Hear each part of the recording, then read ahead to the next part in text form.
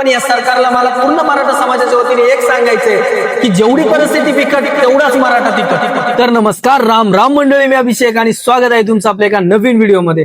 तर गेल्या 29 तारखेपासून आपल्या आझाद मैदानावरती संघर्ष होता। मनोजदादा जरांगे पाटील हे आपल्या गोरगरीब आणि गरजवंत मराठ्यांसाठी लढा देत आहेत, संघर्ष करतायत।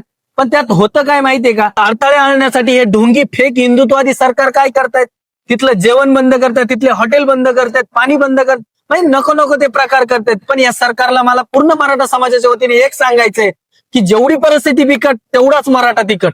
आणि या अशा सगळ्या परिस्थितीमध्ये आपल्या मराठ्यांचे जेवणाचे हाल होत होते, पाणी पिण्याचे हाल होत होते।